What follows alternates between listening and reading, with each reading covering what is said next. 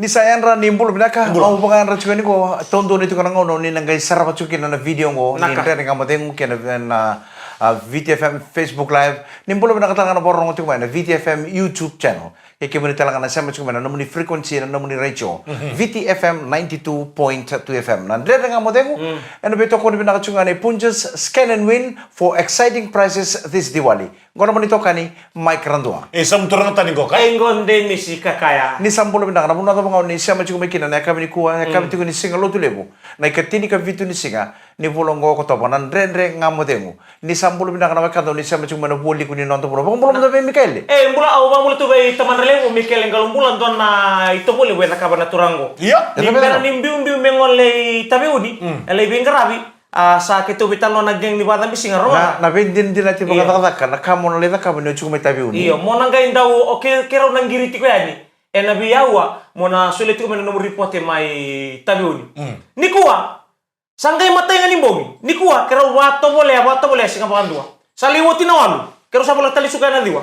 Orang itu cukup nambung ini orang tuh nguni yang kono cukup pasti kita soal la pauta na nguni Matay nga nimbongi, matay nga non nambongi may tabi uni. Ya li sarangan elon. Mikael o sanggal lagi to boleh ko na ito doon niya Iya. sagay matay nga nimbong isael nelum Ya li sarangan ko sa nga di buka me tongaya sana. Embiu sarangan elon na. Lay wala ko ko sanggay na sarangan ko. Abang ko Mikael kaya ko daw nakakapa na asa sanggo gori nanong daw biya munu to sa wawang wuling gori. nangunung ko rin ka may telem no Kuha gori. Kosan niyo to kapaberto na Enanggi. weka ko may tabi ni sangay le pakandin din na takan ng bongyo Mikael ni sanga ni araro ena ito doon niya iya nambong raw kay binak ni raw kay makakabi saro laki makakabi tiginan dua tali Ode. oh Mikael What KJ? Wati kay Marika. Oh. Marika raw lagi makakabi nambongi. Iyo. Akula lang lagi makatakataka ko na kena. Ra- Galera ko na oh, tutu raw tali ni na. tinay postin. Baka po taka sa tungo ko na kay Tony. Maro sa mo Tony, labi to nalingan. Ora da ni runta meta ko marika engineer bata kito ni manala jene fem rumata da ni rugi fish tu mo kamera rumata da ni ruru tu rungi la biling itu abo ngoni do ngai la biling ka mata da da andora kai maruta ka kaya ibi na ka kania sengunu ba Abang ngo Mikael engel. Ito na bambul sarang bertun na bubale may wairiki. Marita peuni. Bertun na bubale laki bertun laki susangkon to kinambong.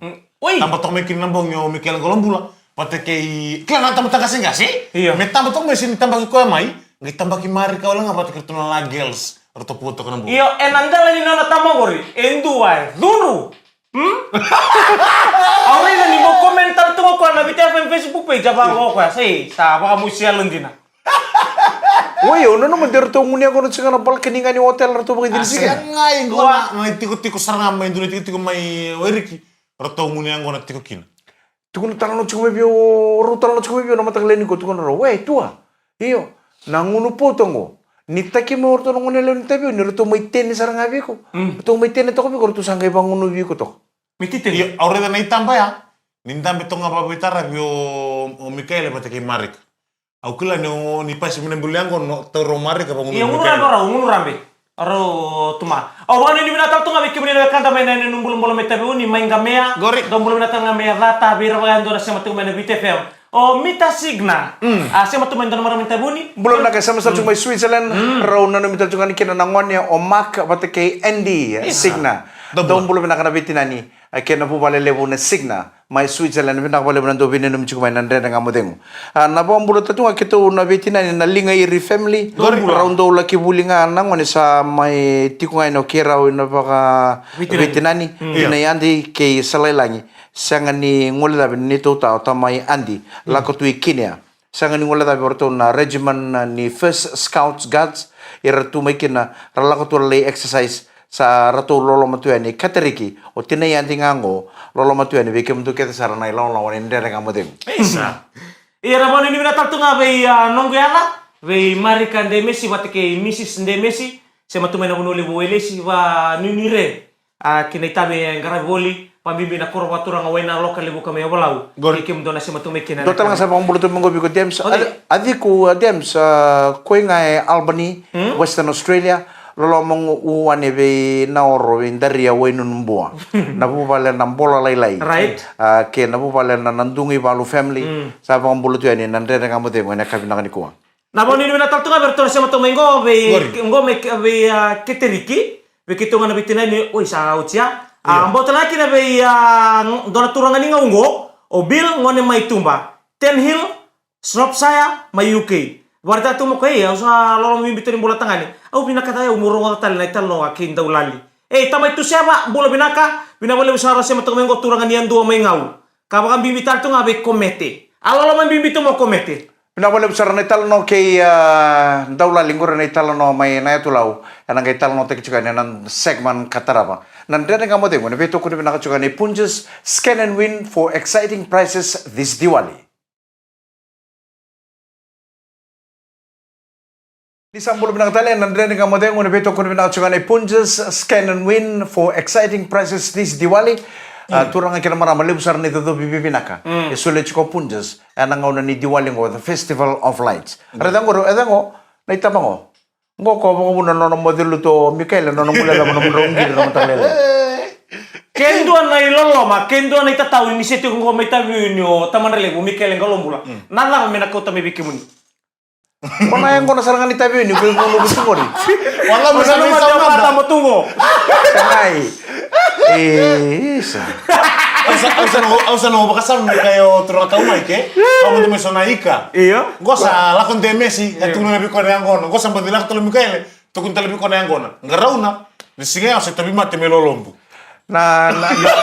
Nakakit kung tutunang ko na ika, and then dito ka nalita ka talang goli. Iyo. Kung na yung ko na, sa tusar to ka mati di bale, sa araw to nga. Wala mo rin ka ni bunwa.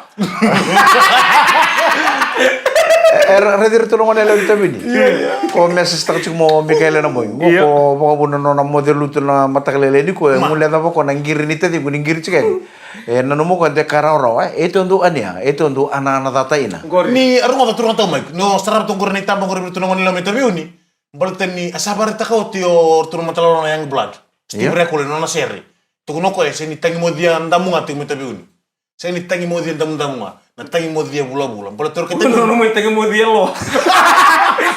Mula binaka na matawal ndo sa matomengo na muo me na mosi. Mamibiti ko na famunggoy ala pasita. May nasabu-sabu na laura, kapang bulat at tungang goberto may namabunda po station nila utoka, lolo mabitay mika, bay tiki na Mike, bay rono turang ataw, Samuel turang atani, bata kay, mbulare, miti litawake, pinabang libre siya matikomay. Ako na bang bulat to ka bete bito suka ka bakit ko may Tamworth NSW may Australia kan daw siya ka pang doon nito talata nandren nga mo ting usalo lo masartu ni VT Island. Ako na bang bulat to kan kabi nakanikuha i Aubon gorto na ilaw ni daw takataka na Rail Maintenance Center may Aubon Rail Maintenance Center may Aubon may NSW roto yan rambongi chiko yan nangono ko bulat na kanya mani katewai o siya temo tu ibano Joshua Tevita Vala o semitale ngio ke mataya si maloni tini malo sarabale binawale na siya masarch ko na tabaran ni pengarabi may Aubon Rail Maintenance Center may Aubon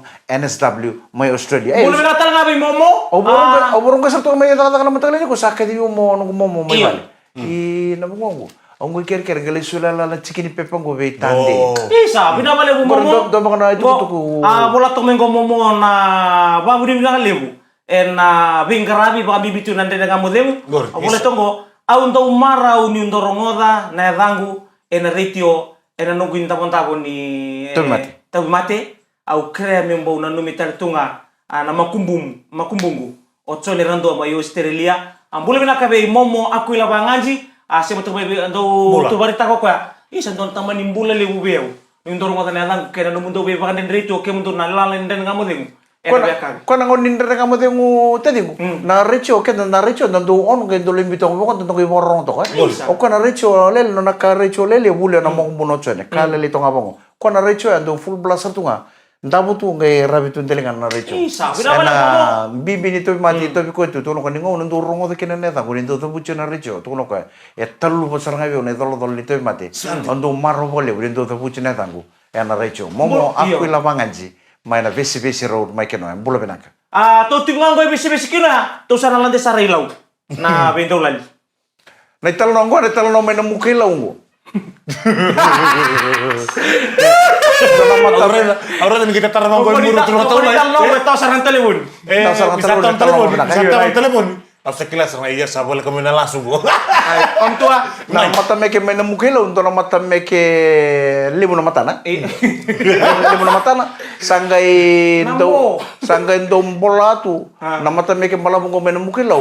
Do na ngone le warere ito toka. Na kena rere ito toka. Sasangan indo kadibitu na yadanan dina. Ko sando kadibitu nga medana. Orosi ni namukila. Wai mesisi. Sanggay do kadibitu nga medana. Orosi ni namuka. Ko nga indo le baka sulma baka do na ngone le tutok rere na ko mendo masi kato toko. Sanggay do men bolatu na mata meke ngo may vir na ngone le ni namukila. Iya. Na ngone le ngo e wachira chiko kona doro mo ko ngiri chiko na lali meki. Oh, nalali. Tuloy ko bilang. Na toto kanino nando ngiri lali na doro mo sa sangan indo kadibitu na danan din na talanga. Sa do kay kadibitu me danon daw lali. Skills. Iyo. Na singar tu may meki kino kono mata meki menamukilaw. Dona kan na bini doro mo ngone lewa. Rangole di su. Rangole di mo dono songo e namukilaw. Sanggay retu bakatarakin na mata meki menamukilaw. Akatu sarana mek sangai ndo sulet ko na gagani meke o kona ndongil lali me tabut sekana gagani meke chamar tu ngai meke na mata meke sala ko lagu sambula chukuna meke sabi mau masar tu nga kinda talondo lali no sedi ni bango sakatuma na fakawela labo na isulu na kato do ko spray raisar tu ngai no ko sara den dona dorbo sa tu de ke me bir na crowd na sara meke tu Tumbal itu mesin tu nak kayak tu me fakawela tak no bakon dulu tu minggu sa bakon dulu tu ki kono rusi sartu kan namuka kono watina Na to bisa lili tu. saya nggak sata ser makono tu pas tu ngoro sini namuka no nameke tu kinta talo ndolali sa ngole mo durbongo kono wani baka moko ni rusi ni namuka Daulan. nawani no baka moko rusi ni namuka no nrenga na durbongo kay baka tinggi ke don chicken pepper Watingkira kan cikiri pepe sa kila sarango ndolali. De plasta. Sangat lindo na kang ngo na eda idorbo sarango. Wat kena nona na ban telefon ko sa digi mengo. Sapa nona ba nanon sa kila ko ay usala ngeke.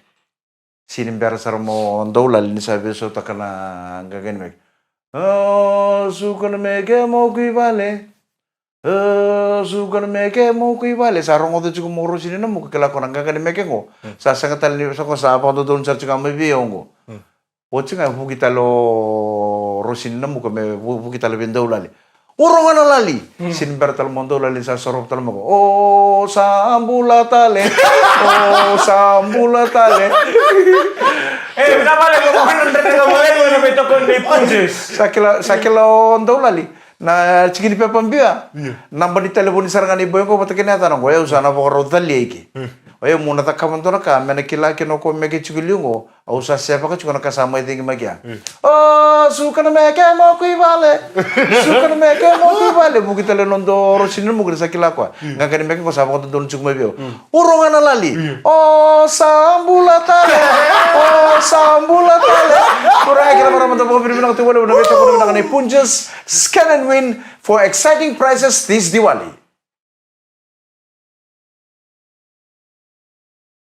Di sambulo binang talen na Andrea dengan modengo na bito ko ni binang chungane punjes scan and win for exciting prizes this Diwali. Au na bambulo taltunga ni bira na lewi ni bosi niya sana tailib. Au kala ni sare rewochi baka bosi niya sana na kami ni kuwa may na koro baka turang au budi tok may tailib. Ni sambulo binang kana chiku baka turang may neighbor row. Pero nangoni turang na tuy budi. Pinakabalo na pengkara pinaka. Satu tungun chunga manalo ni bosi. Satu toka na ibaka singilebu. Sa era baka kami tala matanga. Satu toka na ibaka kami. Satu toka na bi baka marutaki. Nimbulo pinaka na turang akira marama. Ni koro baka turang au budi. Toka telebu. Usaba mbulo tu ni bir nangoni leo ni budi. Era porong chunga mana kami ni ko. Urong abi ke muni lelo tu ni budi. Aurele chukun na video na kami na nonong sa kina na break na bosi sara may baka sigilib chumba sa yakabi sa kay katu ndo na bibaka marutaki ratong kay baka sanga chukun na maramani budi na ndo na turangan ni nakelo na tano ne mani ramasi Ngo bikin menina weka nguni sar chiku ni rede chiku na Facebook. Endo na bebe kan inrende sara chiku bikito umena kelo. Water tu na weka ngo mai toko toko. Ngo na bitam pan inrende ni rosoto na kelo bata toko toka. Ya na buru-buru ngo botong buidu. Arumisa. Aure ni artun reta mai na turangan ni na kelo ngo ne mani ramasi. Ipita na maramani budi. Artun kai baka sangai ko lo mani rara mertun tani stego. Klangan ni soto tu na bebe kan ni ruat. Au sapa ngango bertun maramani budi. Oi. Ora ni turangan ni na kelo raura ko tu baka sangat cengkoro ni mani ramasi. Ngore nan reba ni truck le bumai Amerika. 24 hours. Na 5 karu na state lele bumai Amerika. Ken na reba tu na turangor ni. Na reba ta na kako man tu na state ken na total na state. Kon tani silele sar tu peta kap cengkoro me budi do baka sangai ko cikina. Ngore terin tu turakabu na turangor ni. Ni rei na nama ni satu buida kena na labe tu mi kebeta wabu gitu na. Na kokonin tani siya. Ni tuho ko turangan ni na kelo ngo ngai kebeta tu na maramani budi. Nona kebetu ngo nona labe tu banggo ta kisang sarangan ni tarna evan na maramani budi ngo. Ni sang kena butong ko rebe ni ke ni rebe dito. Rebe ni truck kono tamani truck lele bu kono do usana na kako mana do na state kino do tala state. Na kenan rebe kono turangan ni na kelo ngo ne mani ramasi. Turangan ni na kaule bu mai na kelo. Aur tu baka sangai ko cukup itu na maramani budi lo mani rara mai budi nandanis. Au bangonei o kongo re warani turangan raro na turangan na kelo ngori. Kon na tamani truck lele bu kora di tungo mai America dona state kenan do tala na state kenan rebo tu ko ngori. Awan di mo tu tali tunga nambo singo. Au sa baka sanga cukup dorong ngoni sala mo day off mo day off ni kuo se day off mana no. Sa tun cenga be sanga first priority is your shift. You have to do your shift. Kepa kami asul rawi untuk opportunity mo de una no se ni kuo. Gaire der tu na maramani budi. Onang gaire ni sigo tambu. Siya tamu me tamu tortal. Era baru ni kita tahu kabar kandar betul kan boleh mana kabar kuah mai bei nabubal na naya lebu bei mil naya lebu mai Australia atau na ngone atau wasu isawani apa ni betul na buni betul kan di sini kuah patah lagi nabi nemisi oprasad nemisi kertu na geng nabubal mai tabe uni atau boleh benar telenga mai nawa wake kapatale kira mai nengani dosi mabuli mai na kabi ni kuah. Ono pambila. Ono pambula tanto kan bi roko bi on galida. Iya. Apa kan ni bina kacukan rebe taxi cuka rebe ngara cuma kan lo mani korturang lebe subo usa apa kabi usa biso nono na ban taxi. Mana LT 7630 sa taxi katal mo ko bi nono ndo tan tala na ban taxi. Ya sa apa kan ni bina kacukan ni vei koroko bi on galida. Erna kabi bina kan ko bi ngara punu ana se subo ngomba ti pidi taxi chicken na mo bi ngarabi. Bi era na lewe ni bano. Namba sini na sese rangole sebutu kongo tele usauda. Mbota na kino ko yang oleh baka itongan ang kabuka. Iya. Randa usia matu mena be kabi kede. Namba si las bas ni lo mai buna antong pula bina kabunin dawa. Poni bina kana be ngara bina kabi kuwa be kana rai be sini nawa watele kine be mosi turang tau. Poni bina be ngara kasin ngule tengah kina be meli motovai. Meli bisa. Orto na geng traffic. Gori. Nada no meli karuna nada no motobai. Iya usah tu bandri kau tengah motovai bertortun do motovai. Oi do motobai. Ono no bisa karuna. karuna. Karabi ko mai nanu mungole na kaba berlin nasi main na. Oh, santai tori koro. Turun ni tasir guri. Turun ni bukan rumah itu. Apa kau lebih kau kan kendur itu kendur kadi tu kau mana rumula. Iya, berarti tahu kelapa. Usah kadi kamu kau nopo mau turun ni tasir guri. Oh, terkala di turun juga nemu. Iya, ne, mana tamu bugi kok. Ya baka talaga ito na pambul talaga be isra may ang babay. Oh, mulai dah wasem cuma Australia. Oh, Big Mac. Abang isa. Ito ko dorito mabako tu mo Mikael me tabi uni. Iya, odi. Roso to sartu ngo Mikael ang kalong bulo pati kay tebi to suka. Na turang ngo e bagay tiki ko sara may Temworth, may NSW, may Aussie. Iya, ko tayo may. Kanda usa nga mo turang tao may. Kasanga mo to nindo talata nandere nga mo de. Salo lo mo sartu no ko bikem do wena kay na. Sambil tu mo ko nitataw. Tempe suka. Iya. Nengke may bakan teta kibe kemundo. Iya. Ni nangol may les may tabi ni nangol sara may red kemundo. Oh, right. Nangan rep sara ko may tamba. May nakati kemundo indro kono ndo sin mambo to. Iya. Eh, ina wala text. Awan ni natak to mata ni tikina may nerai. May mali mo sa dolati. Nakurba turang may waitonga do boleh binakatal nga may natolwa. Arto sa matumeke na kabirikuwa. So tala kurma nerai. Abu bola telu mutu na batem. Mutuna mga buluto ni waitonga. Mga nilim na kana bi koroken sar may nerai. Ana kami na kani dire total na girls may tayo. Au kere aku ni barita ka tamang Dum dum tar. Dum dum tar. No lagi sa musang. Pero to Mike, banda ba kesali sumo Mikael galong bulan. Akan kalau semua mikiran kamu Sini bulan kamu tuh bahas mikiran sangat kamu cuma bulan. berarti milion dolar tadi bagaimana? Satu bulan mikiran kamu. Au bora ta sugo ni ta mereka tu na ngone lami tapi ni berarti ni lala cukup ni cukup mai melulu. Kita apa melu tu nangu. Baru dombura rede tu ko saro nimbo do tu sulit tu dor bagati mo biko. Yo, kesale semua yo ternyata mikiran kamu beli kuah. Iyo. Sakau tu mau kau sudah kabuti-buti ya. Iyo, karena bea. Abe Kesangir main mata kan sama itu dulu. Mai itu kemudian kabuti-buti yang gua merani itu ngunu ba. Kemudian nang ngolas ya. Ono ngone ni ko mo mbali jeu. Alright. Kemudian balik orang masuk rasa sih nggak. Boleh tak? Nah itu tin kau nak ketemu tadi mau nak. Jangan. Apa pun untuk mati. Au na ka ke de o kania o ngunu ba ndel ni buru ngondo mo ba na ta kana kalu ni sule bu. Right.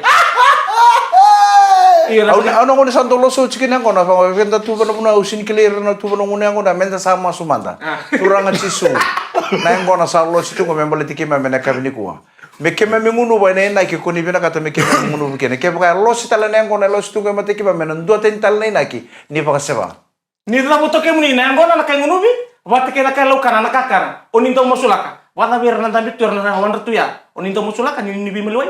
Ni masula kana ni memi bebe kan ni memi tiku mekeme tiku no pelo mani. Mekeme tiku bina ka me oche no nguni ngono ngo mekeme ndui le sitala ni me vale. Me ka kuni ndo bebe no ka plan. Ena la mo ba ko. Ni ka te kita ni.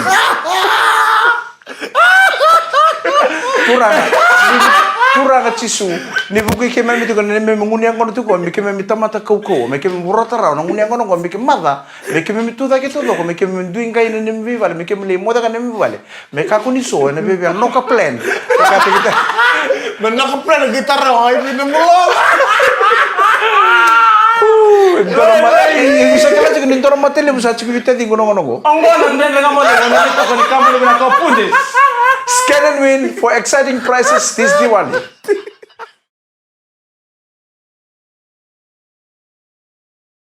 Ni sampulo binang tali nandere kamu dengo na beto kuri binang cengane punjes scan and win for exciting prizes this Diwali. Turang akhir marama lebu saran itu tobi. Ya sulia wali chiko o punjes. Ya nangaw na Diwali ngo kanga mo na taka buli na norte boli scan taka morao ni no win taka son na tobi to kasara. May be punjes na Diwali ngo. Dona ibu-ibu ka barita kaya to ano musa turang kena marama. Au sabong ko iyo sa biarep mo to amo ngay kena chain kena lock. Ya tuh, namanya begini bulan. Au saya bagi 5 sahul samel. Oh, sekian begini sama bulu. Pero ro na baki wat kena kena rai se ngoni tu na baki. Siapa untuk tuh kuna nangon eliu, nggak itu na turang atau kuna yang bagi sama bulu.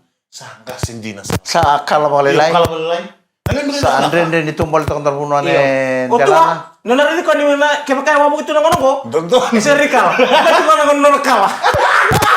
Eu sa bagi 5 sahul samel. Pakai sama bulu. Ang bagi 5 sahul na pulo June sa ke uchingo 29th June usang bagi 5 sahul kin. Kung ko na igor na rakin pulo kung kentro bitu di tu mo ko ikombera. Iku sa ke first gear kentro sa na fifth gear. Bina tu. Nada na secret. Na secret ni rere binak na kila na nangono iko na baka o kanye kino ngunu ba so na kai binak o kuilom ko chukilom ngo kenda sin rega me set ko chukilom do yalo mamarau do turanga yalo binaka ni kon na ni binaka kenda na ka chukilom ngo na sera ka me bango itu Yo, dum tanah kasih kata kombitum kuriko.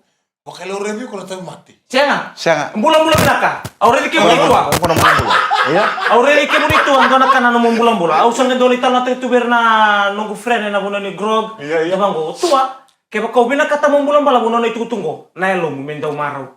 Koya. Na bulan le buat na kalau ko tu kira na pota. Balik tara marau. Ke makaya ndau lumbini kina na yaru. Nari ko sintu ko bertes ngi marau. Ndau to boleh manta mundo ko ko ni gurta gun. Enak bakal rombo ketumai. Ambak itu sama bulu tadi. oh ise chung sare rango Kategori. cosa che ci con categoria ni BOCI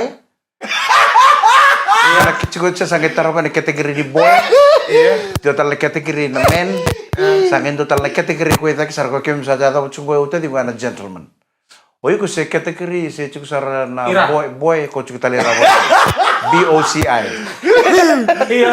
ya sama ba nakabita dingo mo ni Singapore rumbu kana mataw mengo sana tambe te kino ta dingo demesi na ika tolu sanga bulu ni ambaki ni nonambol 25th. Tapi ngomong sana. Karso kali nyokot to ba no no sini sudu. Au maro ba li. Singapura way madomingo. Singapura buka sana madomingo ni ndre ko tindre kamu dingo. Singapura bukan madomingo. Sa tambe tambulu kinota di boni ketul songo bulu yang baki. Ni. Ya nambong ni songo mula. Eta ben do na no wish. Oni sana to boni baki tul songo bulu. Eta do wish ta to iko. Na nunggu isong tua. Mabong Wis terus soli. Awa sama ta kami dona nunggu isme pero ro wat kina biya wakiti ko. Na wish to ko mo pa watsal. Siya. Au sa rote saranga. Musa kun gay bakawat. Balto ko gay bakawat ko. Sando na kanatanggar ni sulisul. Au na nunggu isme sa nunggu tubuto talaga musa na dingo na ngunyang ko na. Siga marumbu ka nganita ka nunggu sini sudu ni nangay moto mel siya oroy. Musa, ungay ngunyang ko sa ranto na kandina. Kerana pala mesana ngai uci cina mungyang kono na musin sutungo. Iyo, baka ungay ngunyang ko na nganton din na sungon din. Nakuha to ko na karawa Italia. Ko na matanggali ko abaya. Lako to nga may gorog. Kaya misan nakuha biyo. Bukan tak pakai biangan dia ni memiliki psikopat nom sin sudah Singapura rombuk. Ya, asal nga na iwatu tinisi nga. Sabi suruh ci koko ako na ada kapag kunta nolo bo weekend tu. Ese. Ya, ano mundo ita, mundo borota kami biyaw. Sa. Au sa babin binato ba tua, ni sa rumah tatiwa ko na nung sini sudu. Ni sa tuya na transport for ladies. Ang galak tali mo yun na FX055. Na transport na may vidideg ba no musin sudo na kaya le ko tumar kango kango ay waran to na lenga. Chuga na FL232 na kay gidi. Alright, pinabalik. Ya sa kitu pa no chuga hindi kitu nang basiken na musin sudo na siga borong buka madomingo. So na ko na. Me to na lengun ba tapos kina lobo sa na boro ta chuga. Kung kunin lang katua, sana ngay baru tak itu na lobo. Ang bagtol sumulong ko sabi dito ko na lagay mo. Ay, okay, muni kila ko ni sa kilo tu sabi ta. Ito lu. Oh. Sarto le tom chuga sulsul. Oh, bo pwede pinakasar tu isabu-sabu. Eh nangyari? Iya nangger. Nangyari housing, pinakamulo pinakatsinayapu, pinakawali mo na pingkarapi pinakaw, do ready tadi Au mo sa na basic. promote ka tu na nung sinsu. Meron mo nakakaway ta kami, meron nila kumain. Au do ready itsinayapu. Kaya nanguna kita doon basi kami kinina office, mo do ready tadi kunin do pakambulo may biyaw. Au do maraw, pa pwede pinakataki ko. Kaya pagka siya ka na pingkarapi pinakabi ko tsinayapu, sinibatong ko na re kita din. Sabo nga may toro tadi ko may kaya pakain doon ang wani. Tukuro nga mo Mikael ang kalombulan na no. Doon ka doon tukuro mo doon turang ni tabi yun. Tatuna mo, hoy, onde Messi? Buka tu nga may sobrado job tu nga may sobrado. Ayaw nga may kaya kita bang kita bin. Onde Messi, doon ang wani lawa kita eh. Nakaukunin na lawa kita. Sa CV ito talaga kaya ng palam. Doon naman yung musal, buti ko naman turang ko eh. Kiro sa ito ko, doon turang ni tabi yun. Lo manisto ni coach, lululong ka kami. Ito ko na ka boy. Already kami ni nga, usahan doon pa nga ko. Onde Messi, doon ang wani lawa kita eh. Nakaukunin na lawa kita. Sa CV ito talaga kaya ng palam. Ano ni ba ito yan? Bulo-bulo may tabi uni. Kim doon na ngona lang ni tabi uni. Ito doon niya. Ito doon natatain na. O Mikael yan ang bongin doon tali. May tabi uni ang bongin ko. Nimper ng imbiyo mo tabi uni. May ngol may bichili mo. Men doon tala no na moko pinaka. Meron yung mula tama na buwang ka buka na mataklaylay. Ona chilo. Turay, ano na ka? Sa tatapay kaya nandun ka mo mo pinawala sa na siya mo na kami ni kuha doon ang mo ni mata o pinaka sa kutong ka matanda nito kini nang karabi kina pa pinaka na itapi tara nga may suto tala nandun ka mo era mo ni tini mata o mi ko ni kalong ate ni pagkating pinaka ni sa mo